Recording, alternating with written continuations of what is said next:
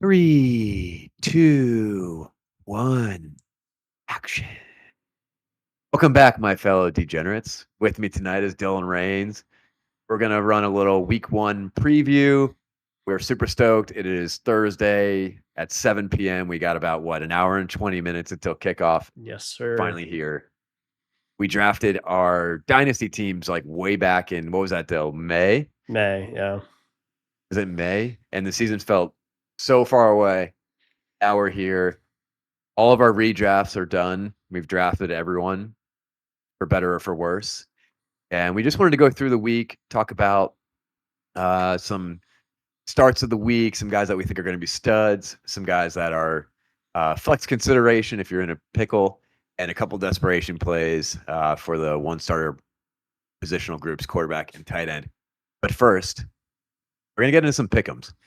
Because I like to think that the Degen fantasy football is really about following our journey into full degeneracy, right? Yeah. As we get into, because we like everyone else, we're on ESPN redraft for years. I mean, Dill, you started playing fantasy probably like over a decade ago on ESPN every year, year after year. Me too. I was a Yahoo guy, unfortunately. Yeah, I was a Yahoo starter too. Yeah. Yahoo fantasy basketball way back in the day. That's Shout what out it Gilbert was. Arenas. Got me my first championship. But anyways, we went from half point to full PPR to now we're in two dynasty leagues. One wasn't enough. And then Simon came out of nowhere in left field and got the Pick'em League together.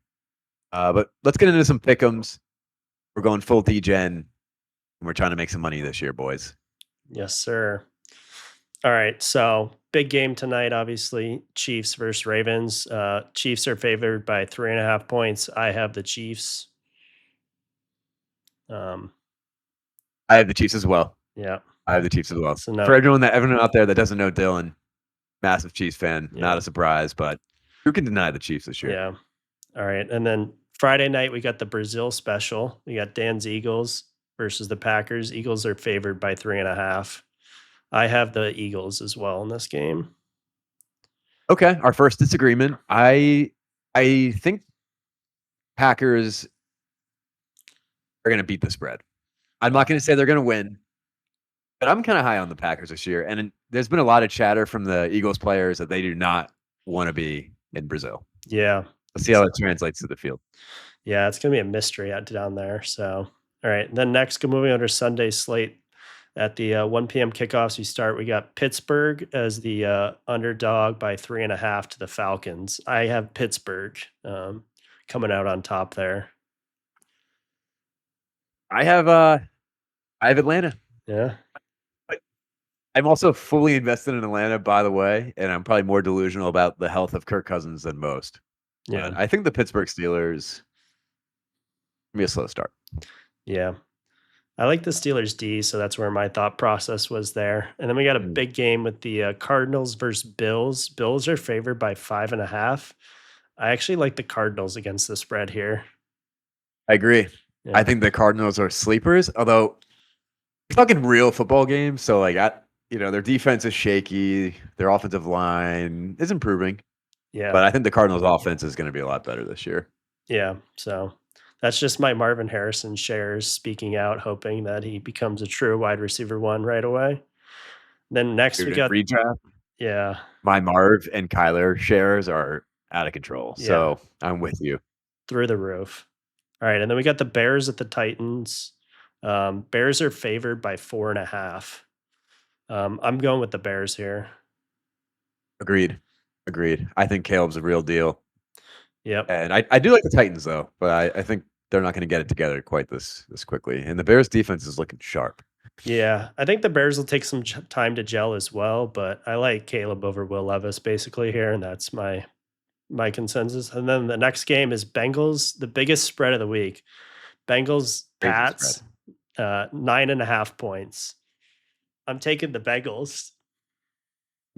Yeah, me too. That's a crazy spread though. Yeah. But yeah, I'm taking the Bengals. That Chase is going to play.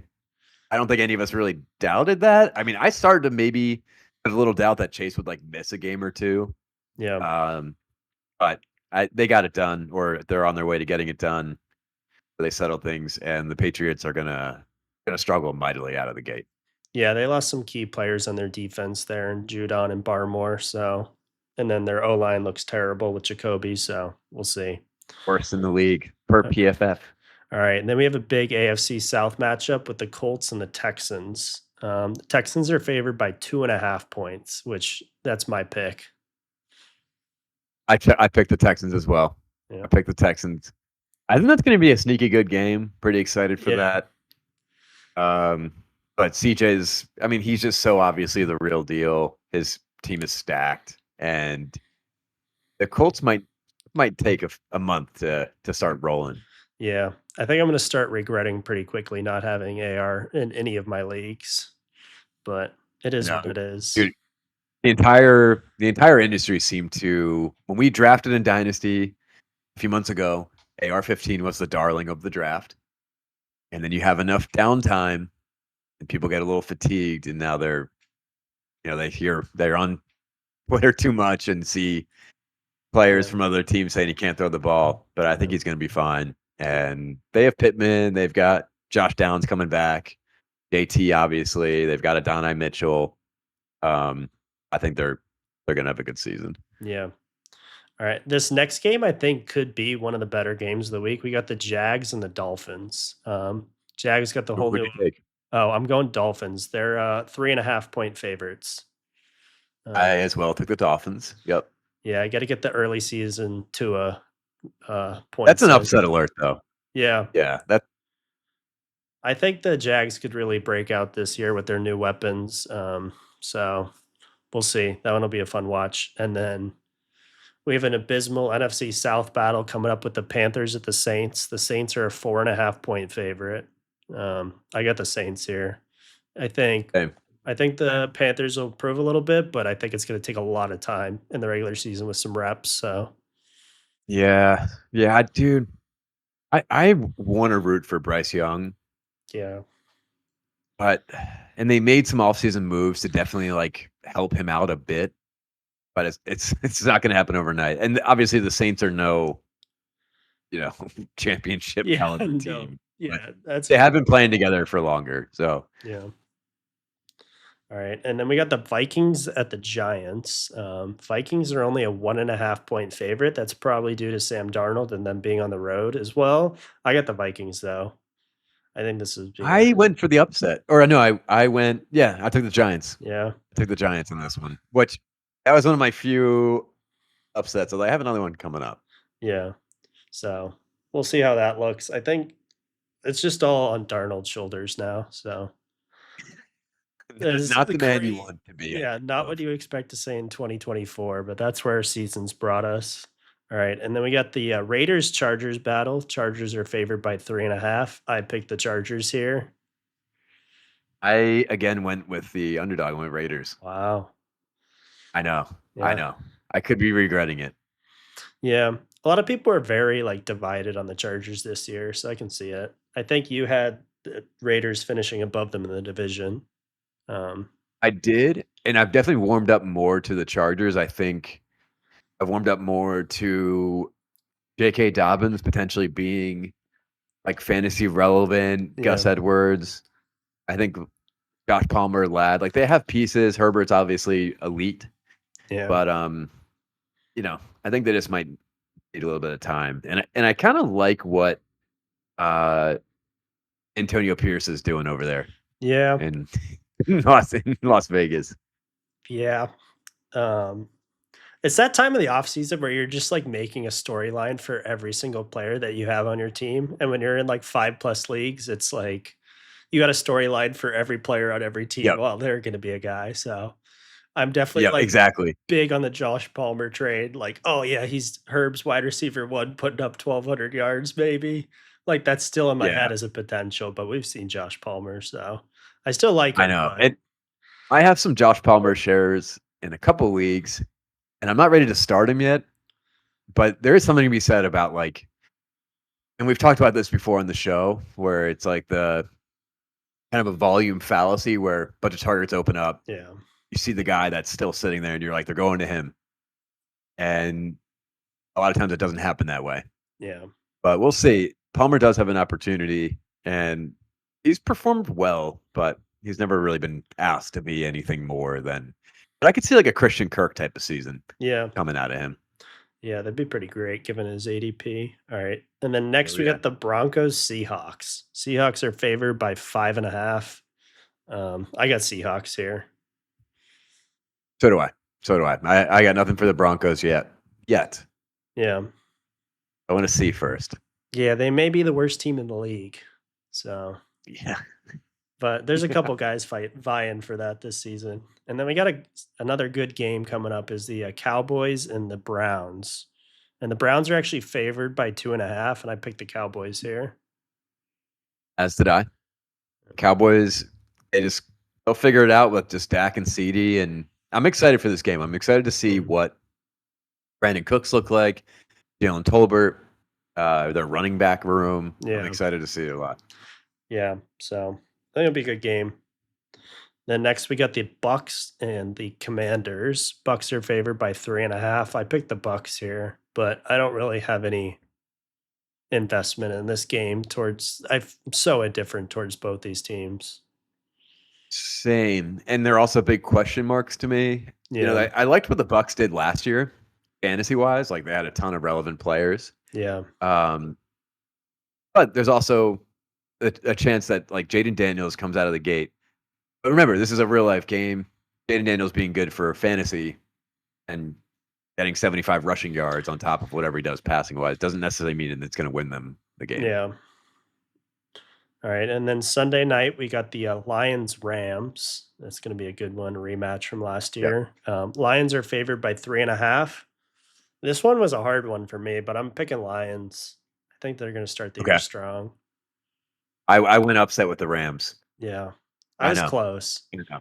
but Yeah, that's close. I just have an affinity for the Rams at yeah. the end of the day. It's Sean McVay, dude. And then like Puka, Kyron, like they're all such likable guys. But Yeah, the whole yeah, crew. yeah. It's going to be a good one.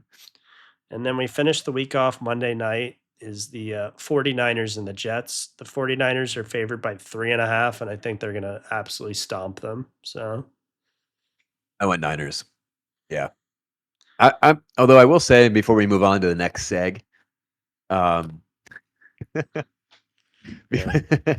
before we move on to the next segment, I think this is the final year for the Niners, Yeah. and I think they have a real shot at winning a Super Bowl. Obviously, we talked a lot last night about the NFC being kind of weak, Yep. but I think teams can only make it to the Super Bowl, NFC Championship so many years in a row and fail before things kind of go a little sideways. But I like Purdy a lot. Yeah.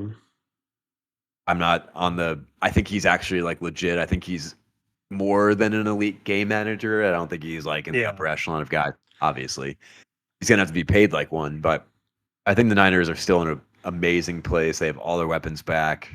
Those guys are in their prime. The only question mark is that CMC. More news came out about him today. We already knew all this, but he has an Achilles injury, calf injury. So yeah, if I was a CMC owner, and I treat Kyron situation much like this, like I'm having that handcuff on my bench. I Yeah. don't care who else I'm missing over having Jordan Mason on my bench. Yeah. But it's tough. Handcuffs are tough because you want to have a backup running back who's going to be relevant without the injury, but Yeah. it's too important to have. And CMC is 28 years old now. Yeah, those guys, especially like you said, Kyron, CMC, and those elite run-heavy offenses where they just lean on one guy, I think those are some of the most important handcuffs to have. Like, obviously, you don't really have to handcuff a later round pick like James Conner, even though he gets injured somewhat frequently. He's just not as much draft capital. Whereas, like, if you don't handcuff CMC and he's gone and you don't have Jordan Mason, your season's probably just over. So, Yes. But I think if you do have their handcuff, if you have Corum, if you have yeah. Jordan Mason, obviously you're not getting that same 21 points a game production, but they're still gonna like run the same offense. Yeah. So for more sure. or less. Yeah. Exactly. All right. Okay. Week 1.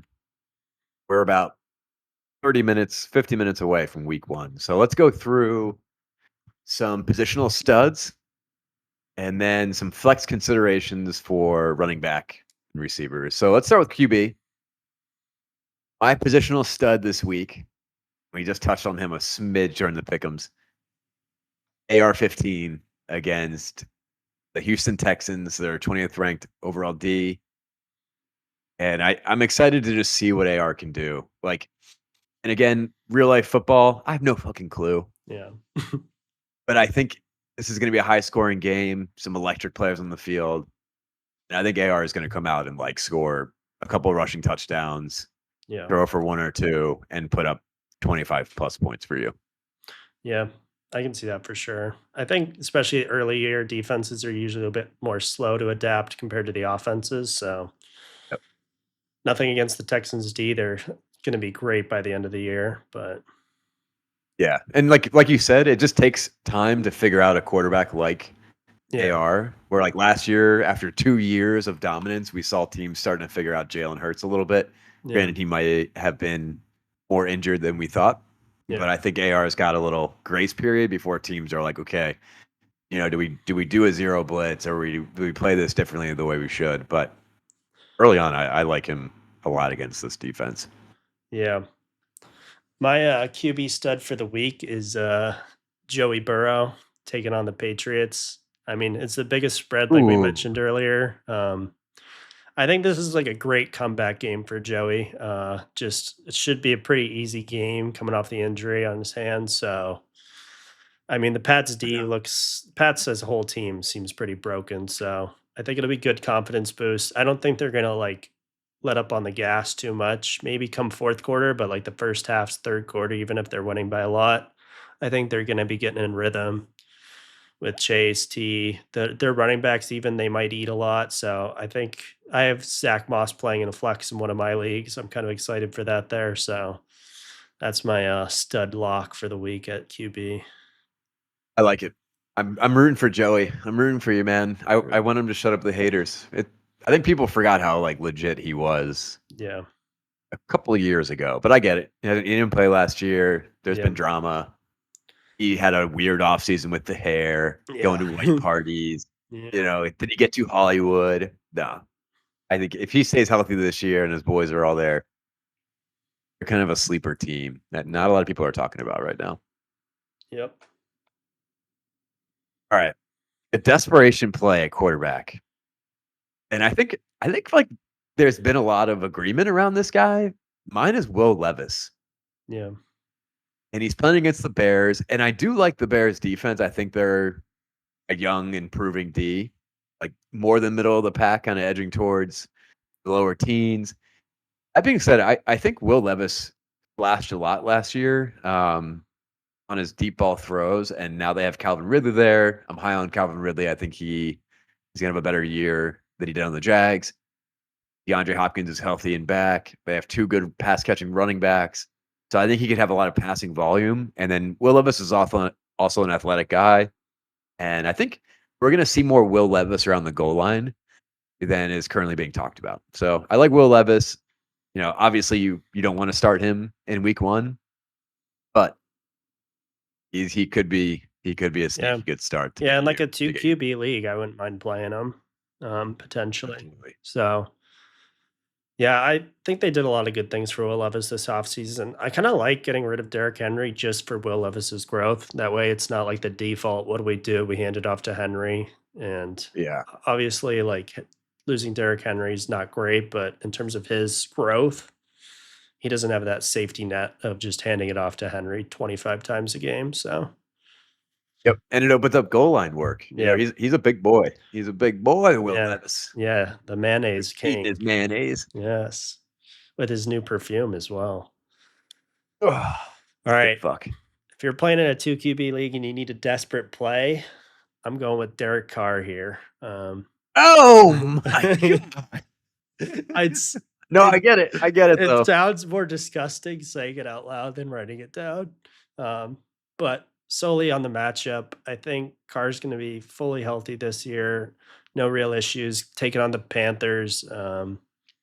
Panthers, their offense looks hopefully improved, but who knows? Their defense, they lost Brian Burns. I don't really know how their defense is going to stack up. Every projection has them pretty low. So I think Carr is comfortable. I don't think he's going to be like slinging it, but people forget last year, Carr was tied for most 300-yard games last year with CJ Stroud. Siege.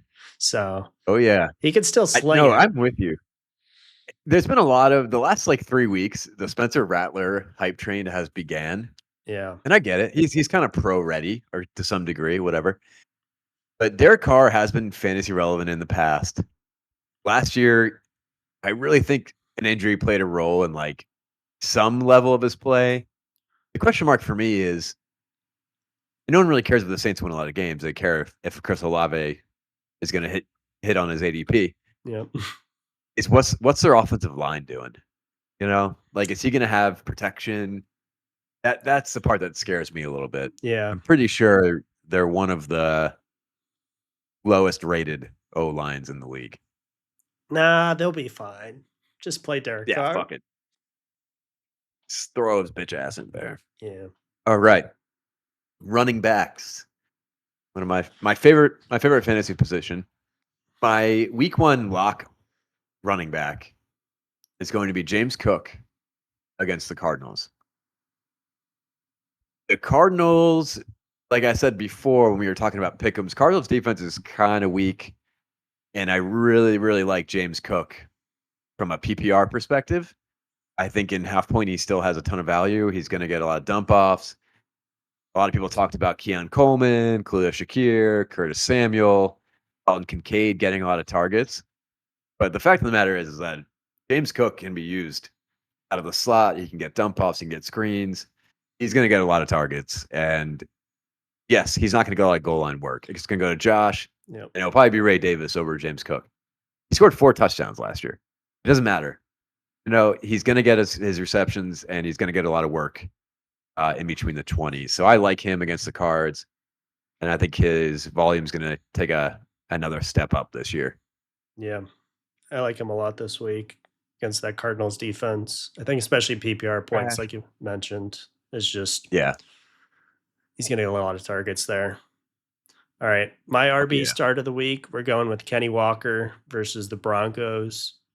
I'm really high on Kenny Walker this year and that new Ryan Grubb offense. He's been getting so much praise from the coaches there, saying that they really want to transition him into a 3 down back there. DK came out today and said something along the lines of like, our offense is going through the run first. I mean, that's all like your speculation, but I mean, you've watched Kenny Walker play. He runs like a demon out there. He's like one of the He's awesome. Yeah, he's awesome, dude. He's a great guy. So, and then also, I mean, it's the Broncos defense. I think the Broncos are a dumpster fire. So I think they're just going to run it all over them. I'm not worried about Charbonnet taking too many series. So big ups. No. Yeah. Last year, the Charbonnet stuff was like classic offseason fantasy football things. And then Kenny did get hurt last year, but there was a game last season against the Eagles. It was a later season game. Maybe like it was after he came back from injury. And he clearly was getting healthier, and he looked fantastic. Yeah. Like athletic, powerful. It just comes down to the Seahawks offense. Yeah. But that matchup is so juicy. I love that. Yeah. I love that play. Okay. Flex consideration for running back. I'm kind of torn between 2 parties, right? So I've got a combo pack. Yeah. I don't know if this is really allowed because you can't flex both of them, but I would be okay with. Actually, let me start with this one first. Flex consideration for real, and I actually would start him in my flex if I had him, and I do in a dynasty league. But Jerome Ford is my flex consideration. Yep. I think he's even going to be like a guy that people start throwing in their RB2 spot for the next 10 weeks. But this week specifically, he's playing against Dallas. Dallas is a good defense overall. Their run defense isn't fantastic. I think the Browns have an amazing offensive line, one of the best in the league, and favors around. Jerome Ford was like the RB17 last year, and he was being drafted so late with the Nick Chubb news of him squatting 700 pounds again. Give me a break, dude. Yeah. Jerome Ford Like, he could have I still would have drafted him earlier and then try to trade him for, like, some league make not in the know. But anyways, I Yeah. think he's an amazing flex guy and someone that in the weeks from now, you'll be putting in your RB2 spot with confidence. I want to hear about this combo pack too. All right, the combo pack, and this is more of my this is like a desperation, like, "Oh, fuck," type of moment. Either of the Chargers running backs, Yep. Gus Edwards, J.K. Dobbins. I just drafted J.K., so I think I'm kinda having that, like, ownership, Yeah. cloud, but he's healthy. And he always was a very efficient runner, and I think now that we have a Harbaugh offense, we all know run heavy, blah, blah, blah, blah, blah. Yep. I think JK or Gus, is gonna get some work against Vegas. Yep. I can see that happening. Yeah.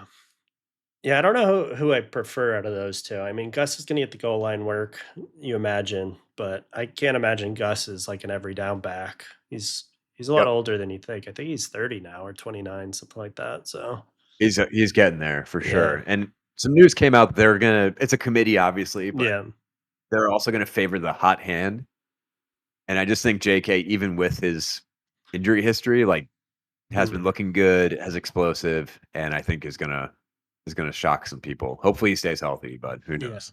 That's the big caveat there. All right. My flex consider my flex consideration running back is actually my running back one in one of my redraft leagues. Uh, but it is David Montgomery. Um, I love it. I love it. Yeah, he's going up against the Rams this week. Rams let up 14 rushing TDs last year, 100 yards per game. They kind of lost their identity of their defense with Aaron Donald retiring. Um, I think everybody is just so hyped about Jameer Gibbs, which is understandable, especially in PPR formats. I mean, he was electric last year, mini Camara, like whatever you want to call him. But he had that hamstring injury at the end of the offseason. So I don't think it's anything significant, but I don't see why the Lions would risk rushing him back in to be the majority snap share leader there, especially on like goal line carries and that kind of thing. So I think Montgomery's still going to get most of the goal line carries, especially this week. And yeah, I think he's a lock this week to play. So Yeah. Monty's ADP in redraft was also kind of confusing to me. And he was another guy I was targeting, missed out on, unfortunately. But he had a great season last year. He had a ton of rushing touchdowns, we all know. And like you said, Gibbs is like pretty much back from that hammy injury, but they're also not gonna like blow him out week one. And I yeah, think we're gonna see the same elite offense we did last year, maybe even a step forward, and the usage of Monty will be the same. So is he in a committee? Yes. It's a committee that scores a lot of touchdowns and runs the ball very, very effectively. I love that as a flex consideration. yeah, I would even put him as like a RB2. yeah. Or my I think RB1 Monty slot. Yeah. I think Monty is, like, legitimately a top 24 running back on the year. Yeah, I mean, his over under for touchdowns in the year for rushing touchdowns is still tied for third in the league. Yeah, And the Lions are fantastic. projected to be a top five scoring offense. So, uh, Bingo. yeah, Alrighty. Wide receiver. My wide receiver stud of the week is another controversial man. His name is Chris Olave of the New Orleans Saints. I love Olave. I know his situation. I'm not expecting a wide receiver one season from him.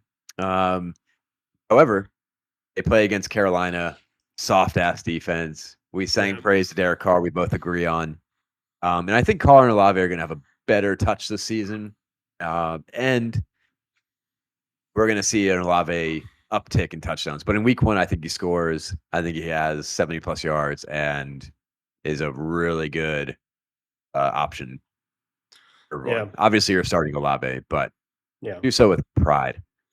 yeah. I like him a lot this season. I think that's the best matchup, one of the best matchups he'll get all year as well. So, Yeah. um, I'm sticking in the NFC South here, and I'm picking Mike Evans against the Commanders. Is my Yes. wide receiver lock. I mean, we got old, reliable Mike Evans. What's not to love about him? I mean, he's still Baker's number one target. We know Baker likes to sling the ball. I mean, they both praise each other so much. Yep. New OC, I wouldn't worry about that. It's not going to affect their connection on the field. So I think he's just a no-brainer pick here. I think he still puts up 1,000+ yards, of course.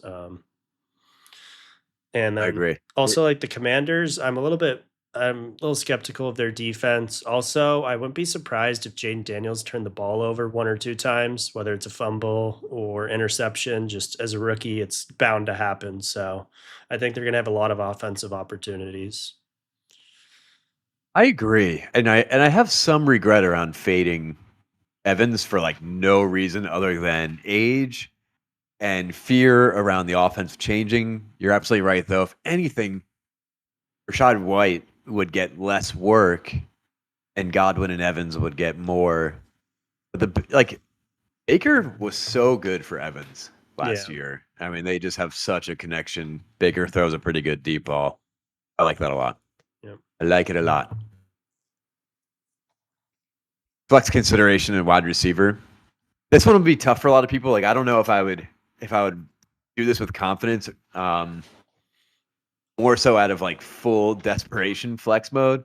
Yeah. It's DeAndre Hopkins against Chicago Bears.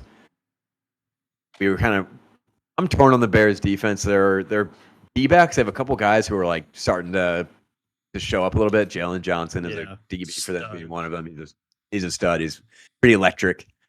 But I think D-Hop, and this was kind of my hot take a while back, still got some juice left in the tank. Yeah. Ridley is gonna come into that a little bit, but I think Hopkins is still a pretty solid flex play if you have to do it against a porous defense and hopefully a much better passing offense. Yeah. I like him there. I think it'll see. I don't know. That game script's going to be interesting to see how it plays out. I know it's such an unknown. Like, how are they going to use Pollard and Spears? Like, what's Ridley and Hopkins and Tyler Boyd going to do? But Hopkins is an old faithful, dude. Yeah. You know, he's not dead yet. Yeah, he's still there. So, all right. My flex play of the week is someone I've been hyping up all off season. I've got so many shares of him in all different leagues. Is Jordan Addison. Oh, you love Addison so Dude, much. I love me some Addison. I mean, they're playing the Giants, right? So the Giants are abysmal, I think. Kind of similar to Washington, like I mentioned. Daniel Jones, he's going to turn the ball over. Sam Darnold, I think he might be a little slow to start, but I mean, Hawkinson's out. We got Justin Jefferson taking all the coverage away. We got Addison working underneath. I mean, Addison just had a great rookie year, 900+ yards, 10 TDs. And those two are really their only wide receivers. Like their wide receiver, no one else is getting any time. It's Naylor and Powell after that. Yeah, so it's brutal. It's brutal. I think Addison's really going to be. I think he's going to have a great week there. So I love starting him. I mean, and the Giants DBs this year. I mean, when people were shitting on Neighbors for being like, "Oh, he's only good because he's shitting on the Giants DBs," it's like, well, now it's a game. Let's see how they perform. Bro, where did you draft Jordan Addison in our Dynasty League? I took him in the 5th round in one startup. Okay. Which sounds crazy. He might be like the steal of the draft. Rookie season, 900+ yards. Like, people shouldn't sleep on that. Same thing with Rashee Rice. Yeah. And really, you only got him on a discount, both those guys, because quarterback play for one / prime. Yeah. And prime for Rashee Rice. Yeah. So I like it. I like it. Especially for Addison would be a great. Especially with redraft now. I mean, Addison just going in like the 10th round in ESPN formats and redraft. I think he's like a player's a no-brainer pick there. So he's got great upside. So, and I'm a huge KOC believer. Yep. I like the coaching tree he's from. I think he makes it easy for players to make plays, and I think Darnold can succeed. I'm praying that Darnold can succeed in that offense, but I think I feel okay about it. Yeah. But added to the list of question marks in week 1. Yeah. Point end, the worst position in fantasy football. Yeah. But this year's got some studs. My stud of the week is Trey McBride against Buffalo, 29th overall against tight ends. Ooh, my dog's just knocked out a baseball bat. 29th overall against tight ends. I love Kyler Murray this year. I like the Cardinals' offense. They're sneaky good. And their offensive line needs improvement, but that's kind of perfect for the tight end. Yeah. Shorter to intermediate range. McBride's got yak. And him and Kyler have a beautiful, beautiful connection. And I think Marvin's going to have a great year. I'm banking on it. But it might take a few weeks to get going and get used to the game, NFL game. So I like Trey this week. I think he's going to push for the number 1 overall finish this week. Yeah. I like the matchup. He's definitely a tight end number 1 overall upside this season. So Okay. big ups for him this week if you got him. I got another young stud in the same game, Dalton Kincaid. He's my Ooh, Kincaidski. he's my tight end play of the week. It's just based on like the wide receiver room. I mean, everyone knows they lost Diggs, Gabe Davis there over Buffalo. I think they have the most open air yards of any team vacant in the league. So it's over 3,000 yards unaccounted for. I think Kincaid's really the only one that Josh has a real relationship, and Shakir a little bit, and James Cook as well. But I think Kincaid's going to be de facto wide receiver 1 almost this week, potentially. So I think he's got great upside. Yeah. It's a great question. You know, I kind of faded him. I definitely faded him. But I ended up taking exactly 1 Dalton Kincaid share, and it felt good. Yeah. Just in case he does emerge as like their top dog, which I did watch a little Dalton Kincaid film this past week after I drafted him. He's more athletic and better run after the catch than I had initially thought he was. I had him last year for a little bit, and Diggs already had fallen off, and Dawson Knox was there, and he still was like a 4 catches for like 40 kind of guy. But I think this year it's all lined up for him, so we'll see if he's the real deal or not. If he belongs in those top 5 elite guys, Yeah. we shall see. Desperation tight end play. And for anyone out there that has to do this, I apologize to you sincerely. Yeah, these are for the delusional people that play in 2 tight end leagues right here. Yep. Or if you saw the Kyle Pitts news yesterday about the hammy and you had to start prepping and you didn't want to play Kellen Granson or whatever the fuck his name is. Oh. Dallas Goedert of the Philadelphia Eagles. It pains me to talk about Dally, dude, because I really thought he was like going to be a guy, He had a Dalton Kincaid moment. But then, AJ Brown, Devontae Smith, Jalen Hurts runs the ball, the Eagles run the ball, Saquon. I would not recommend like banking on him to be your guy. But if I'm going to go with a desperation play, I at least want it to be against a good offense that's going to put up a lot of points, presumably. Yeah. So I think the Eagles fit that bill. I think the Packers have a middle of the pack defense, no pun intended. And I think Dallas Goedert isn't going to win you shit, but he's not going to lose it for you from the tight end position. Yeah. I like what you said there about picking someone on a good offense. I think that's a good like tiebreaker decision to have in mind if you're streaming someone in a certain week, is like the players on good offenses just have way more upside. So obviously he's on the Eagles. Yeah, I much prefer that over playing like Greg Dulcich or someone on a terrible team. Or like Pat Freiermuth. Yeah. Maybe. Yeah. I kind of lean Freiermuth still. But that's like the philosophical question is like, do you want Pat who has talent, but we have no idea what the fuck Russell Wilson's going to do? Yeah. And how the running game is going to just dominate that, maybe? Or do you want Dallas where you know the Eagles are going to move the fuck out of the ball, Yeah. and at least he'll have an opportunity? Yeah. So, in a similar vein, my desperation play is Noah Fant. Um, this is much heavier, also due to the matchup. He's going against the Broncos, same as Kenny Walker. Fant's always had like this upside that everyone's been chasing in the fantasy world for the past few years. He's shown moments of greatness. He's got some top end speed for a tight end, which is pretty rare. But I don't know, against the Broncos, maybe he breaks one away, gets a big score. They're going to throw the ball a lot too, maybe with Gino. I know I said they're going to run it earlier, but we don't know what to see. If you're playing a desperation tight end, you just got to throw darts at this point. So, Okay, yeah. yeah. Dude, there's people out there, and we talked about this recently. There's people out there that like truly believe in Noah Fant. Yeah. You know, he had a good start to his career in Denver. And then, but Fant's just one of those tight ends where he's completely dependent on scheme. You know, it's the same thing with Dallas Goedert, that tier of guys, Dalton Schultz. It's like, do they get worked in or not? And if they do, they're going to have a good season. But who knows? There's just a lot going on. Seattle is such a relevant fantasy team. Yeah. That's like such a question mark. But if you take those guys and you hit, it's going to feel so good. Yeah.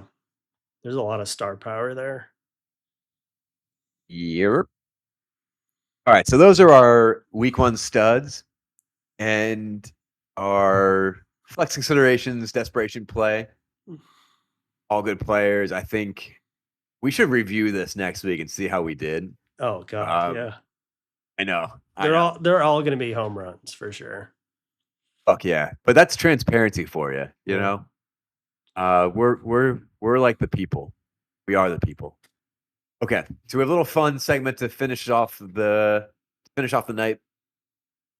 I put my players as like players that I just generally low-key love, but I'm embarrassed to say to anyone. Yeah. For the entire season, not just week 1. So I have a few. I'll kick it off. All right. I'll pick it off with my most brutal one. I said I liked him one time, and I caught flack, and I'd never said it again. It's a running back. Can you guess who it is, Dylan? Javonte?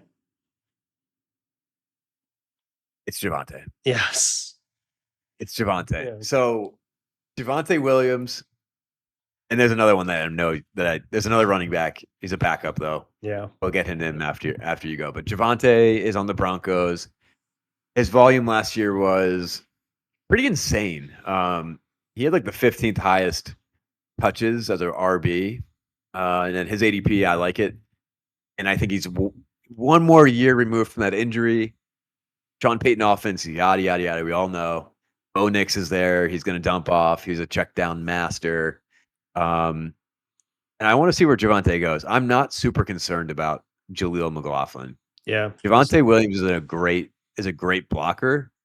And he's kind of one of those people where it's like, and we talked about the logical coaching fallacy, which I learned from the fantasy footballers. Just because you have a player like Jaleel who catches everyone's eye and he's more explosive and bigger play hitter, the coaches are going to play a guy that they trust. They know they're not going to fumble. They're going to carry out the blocking schemes. They're going to execute. And Javonte does a lot of things really well. And if he can just become a little bit more efficient with his touches, we would see him go from like RB 30, 27, whatever he was last year, to a potentially top 20 guy. So Javonte's my first player I'm embarrassed. Like, yeah, I think that's pretty fair. I just can't quit him, dude. Yeah, I just can't. Yeah, there's those guys So who annoying. they show flashes through their first couple of years, and you're like, oh, what could they be? They could still have like top 12 upside, and you're just praying that it somehow comes out this year. So I know, but if you ask me, like, name another player that like had a good rookie season and then took 4 years to get back, I don't think I can name one off the top of my head, honestly. Yeah. But all right, my first embarrassed guy that I like. I hate this guy too. I hate him every year, and I never want to pick him. But I'm going with Taysom Hill. Oh, dude, I'm down for that. I was looking for him in waivers the other day, and people picked him in redraft. Yeah. Dude. I think he's going to be like their RB2. Yeah. So, I mean, Yeah, like Taysom Hill is the ultimate gadget guru down there. I mean, you can play him as a tight end. I think ESPN just has him as tight end now.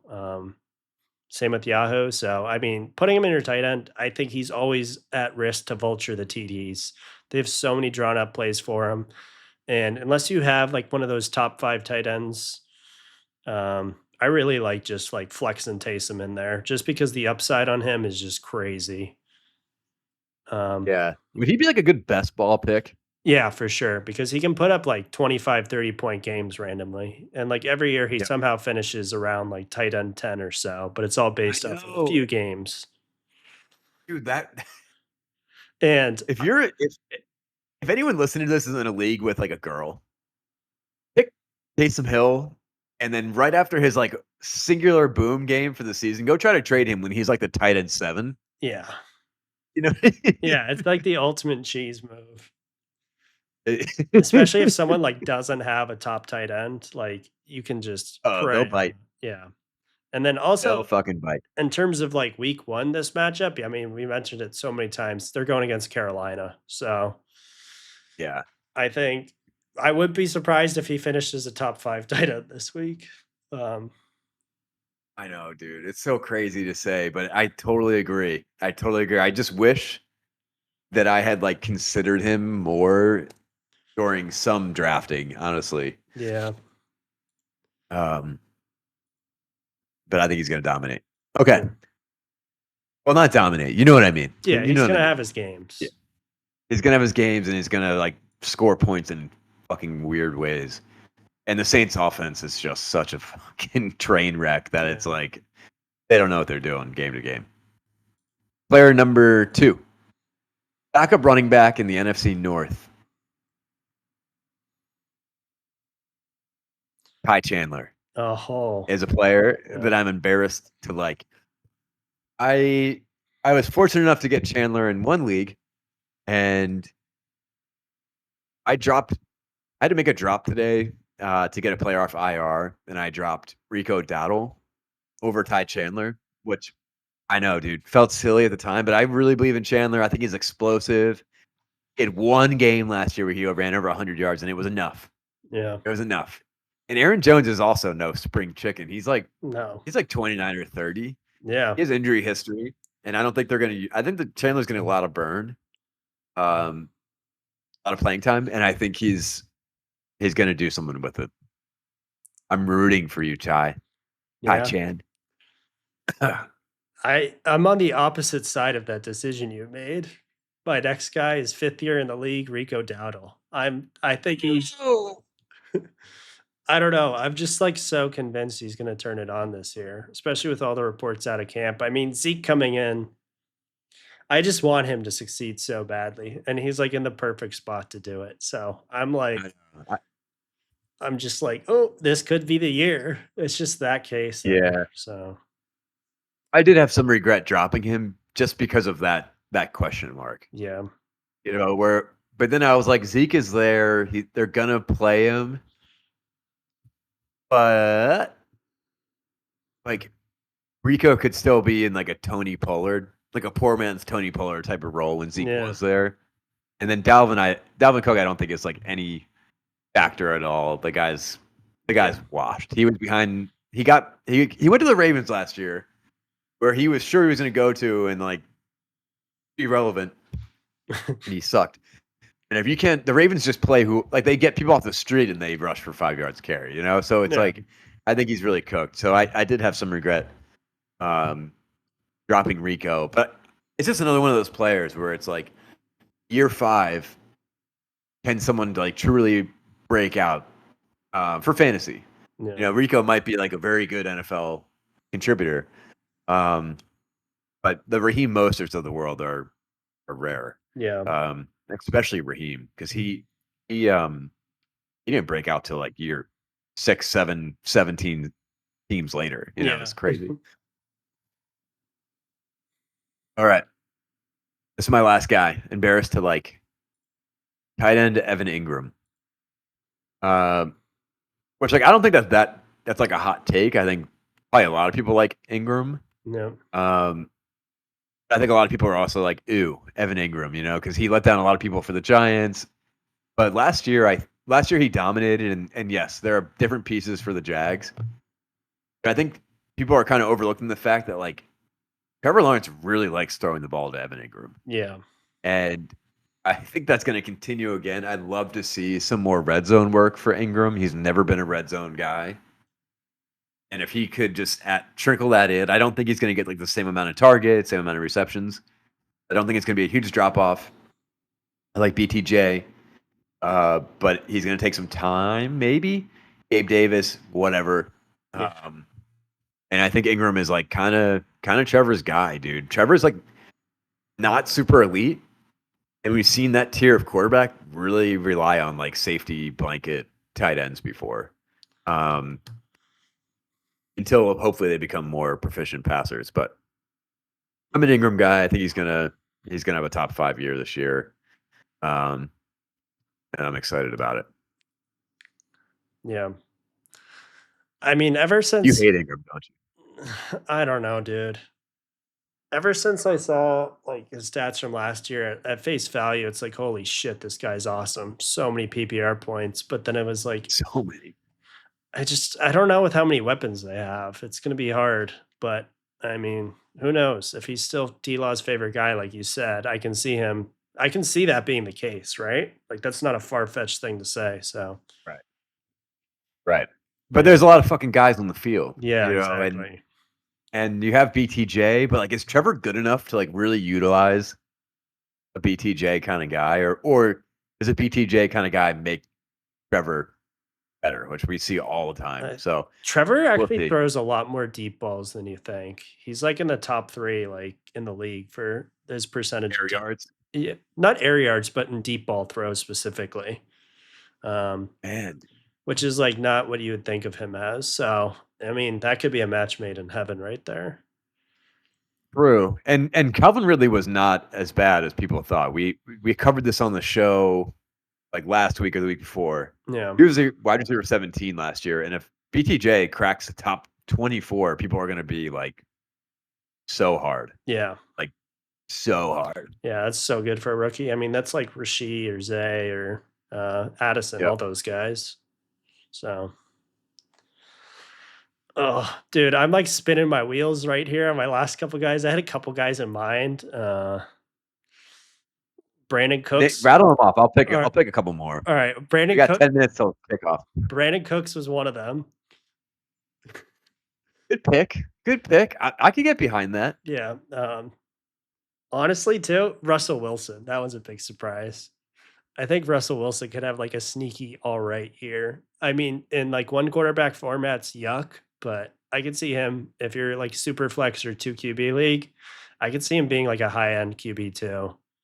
But I wouldn't want to hitch my wagon to him or anything like that. Russ Wilson. Yeah. I know. He's dude.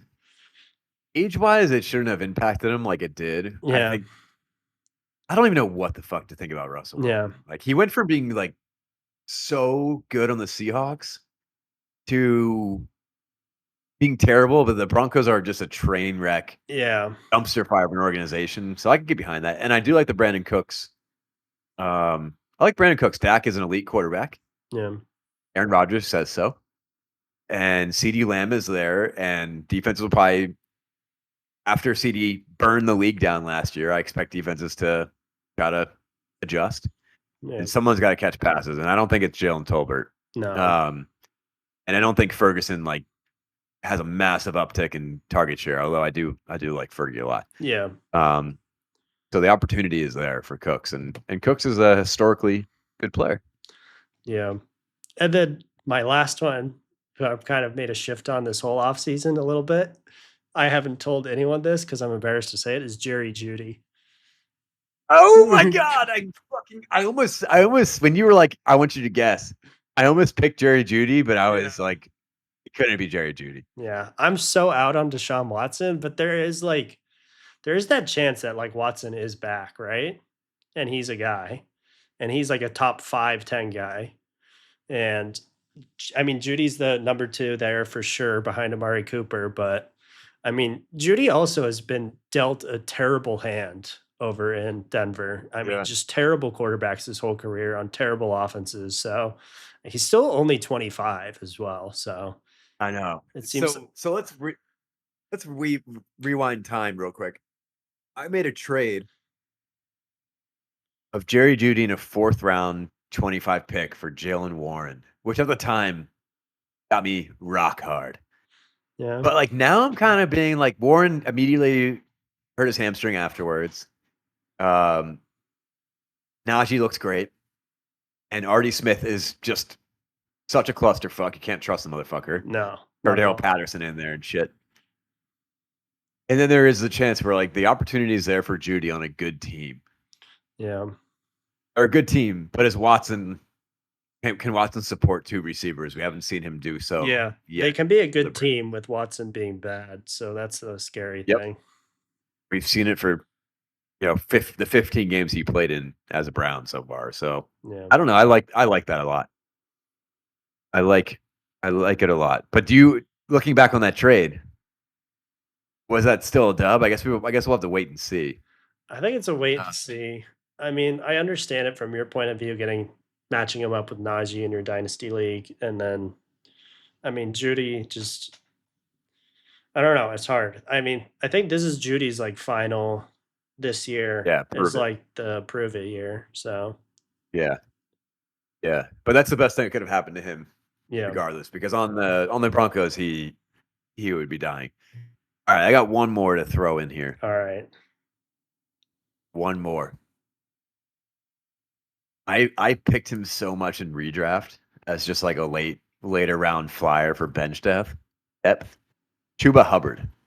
Yeah. I like Okay, this. Chuba Hubbard, right? And there's kind of a strategy involved. And like some leagues, this will not work that we're in. Like we're in a few leagues together that are everyone there is like fucking clocked in on Twitter, Yeah. following accounts, getting updates, like really, really obsessive about fantasy. So it's probably not gonna work in that kind of league.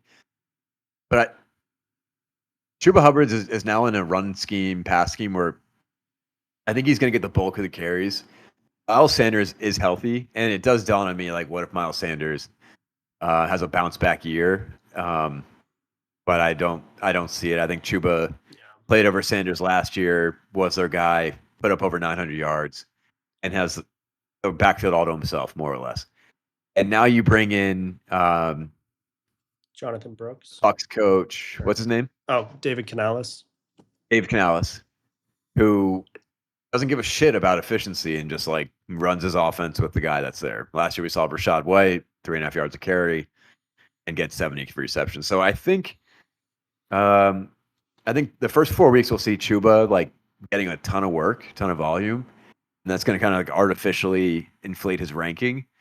And I think there'll be an opportunity where you can trade him um, a few weeks from now when Brooks is like preparing to get back together. And I'm also not super concerned about Brooks this year because like, what's the point of rushing back? Um, your elite young running back when you're like 5-7 or 4-7. Yeah, I don't think he's gonna be back week 5. Like, he's on the pup, so he obviously misses 4 games. Like, I think some people are treating it like he's a lock for week 5, full volume RB1 there, Yeah, and I don't think that's the case at all. I mean, he could come back week 5 on a snap share maybe. He's gonna get eased into it because at that point, he hasn't played a down of NFL football, and he's coming in injured on week 5. Other guys have all played 4 games, so I think he could be like halfway through the year, if not later, until he sees a full workload. absolutely, absolutely. And I think like, I'm not starting Chuba this week, but I legitimately think that there's an opportunity for him to like get into a flex spot, Yep. get into an RB2 spot, even just with his volume alone. So I'm extremely embarrassed to like Chuba, but you can't deny, As you should be. yeah, you can't deny opportunity and volume in fantasy football. I mean, that's really the king. Yep. Is your guy going to get a lot of touches? Could he get 20 touches a game? Yeah. And the answer I think is yes. All righty. All right, I got one final Yep. trivia quiz for you. Got one more. No, it's a trivia. Right. What game do you think the cheapest tickets are this weekend? Oh, hold on a sec. Let me see. I think is it kind of like a trick question? No. Eh, I'm gonna go cheapest tickets are the uh Bucks Washington. Oh, no, they're close. They're the third lowest. We got the Panthers Saints game at $24 a pop. That was such a layup. I should have known. I thought about it, but I was like, that's too easy. Yeah. I almost like Raiders, Chargers. Yeah. But I feel like Vegas games. Is a game in Vegas? No, it's in LA, so that's just as LA, okay. expensive. The Colts Yeah, game, that though, they Colts Texans is actually the second lowest at second lowest. $34. Yeah. I mean, geographically speaking, Yeah. that kind of makes sense because Yeah. it's just not as expensive in that area. But like Pat's games got to be out of control. Eagles games, New York games, Yeah. California games. I Yep. mean, the Brazil game's $300, but that's obvious different circumstance. Yeah, wild. Alrighty, ladies and gentlemen. We're 3 minutes away from kickoff. That was our week 1 review, and our players were embarrassed to like. So we'll see everyone next week. Please make sure to hit the like and subscribe button. Dylan and I both have jobs that we do not expect to ever stop working. And we'll probably do this anyways because Yeah. we like it. For sure. But hit that like and subscribe button. Leave a comment. Talk trash about our picks. But just leave Chuba out of it. Yep. We will see you next week. See you guys. Later, D-Gens.